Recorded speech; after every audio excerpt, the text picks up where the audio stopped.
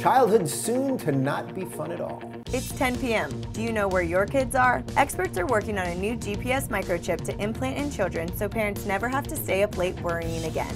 Although this Orwellian concept is in its infancy, it might not be as far off as you think. Using the same technology as the chips in our smart keys and credit cards, scientists say you could easily track a human with ID scanners placed on doorways, counters, and street corners. Trish Dickerson, a mother of a 3-year-old, said, "I microchip my dog. Why couldn't I microchip my son?" Oh, Trish, you microchip your dog. Why not your son? All right, my dog is microchipped. I think that maybe she thinks it's a slight invasion of her privacy, but I think I'm doing the right thing.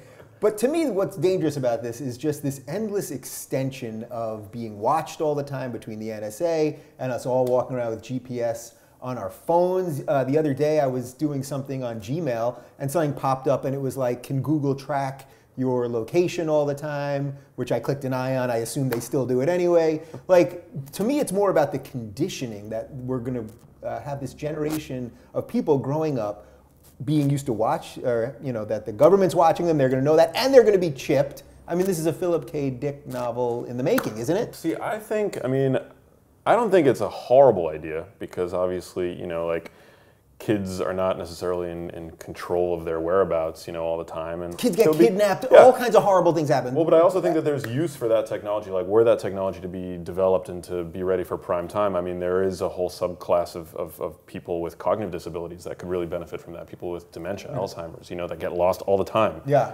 So I think that could potentially be useful in those And scenarios. they do have something like that. Like, I think for some patients they have like wristbands or things like that, right? But with the wristband, I mean, then comes the challenge of having to take it off, charge it, make sure that it's like functional. Right. So the microchipping just might be a more seamless way. I don't know. Right. I mean, there is the potential for it to end up in the hands of people that will misuse the technology, and that's where it gets dangerous. Right. So, for example, you could say, all right, well, then we'll put it in all the kids, but we're not going to turn it on unless there's an emergency. But then do you trust the people that they're not going to turn it on? This is like where the end begins for me. Yeah. And so what happens? They put it in a kid, they track it. At what age do they pop it back out? Or does it stay in you? That's why I think the conditioning is the dangerous part, because then, all right, so they say, your parents say that it has to be till you're 18, but then by the time you're 18, you're like, it's in me, I'm not going for the thing, and then just Skynet's part of this, and Terminators. I mean, don't you see that that's where this is all going? It could potentially be misused. It could, open up a wormhole of just, misuse, and I think that that's scary. I mean, I had the Find My Friends app on my iPhone working for a while, and I was like using it to see where my brothers were, but after a while I deactivated it because I thought it was, first of all, it's unnecessary.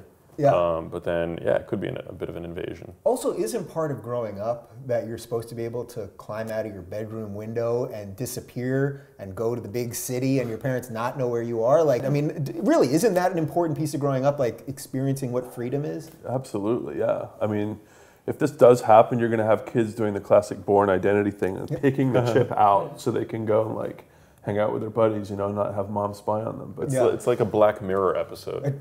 Which I've been talking about a ton on the show. I love Black Mirror.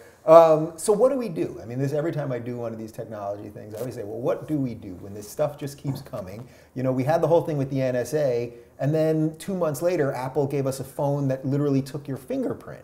You know what I mean? And they keep handing it to us, and we keep doing it. I'm as guilty as anybody. But what do we do to manage some of this stuff? No, there's no easy answer. I think that, again, I think it could be useful in certain situations, so it might be worthwhile to see where the technology goes. But for like every child, I think that's probably not necessary. A lot of times people say in the comments that I'm like some technology alarmist or something, or I'm anti-technology. I just think it's important that we think about these questions. So how do you think we can manage sort of knowing that there's good stuff out of all this, of course, and most things that go awry usually intended to be good at the beginning, did they? I think it's inevitable because of the convenience and the life-saving factors involved with this stuff. I'm sure that one day kids will be implanted with chips, and the government will say that they're not spying, and some future Edward Snowden will unveil that actually the government knows everything these kids have been doing, and so... Right, because the chips are connected to your optic nerve, and then they're watching the parents through the chips. You see what I'm talking about, people? Anyway, what do you think? Should we all be chipped? Is the game over? Let us know in the comments right now.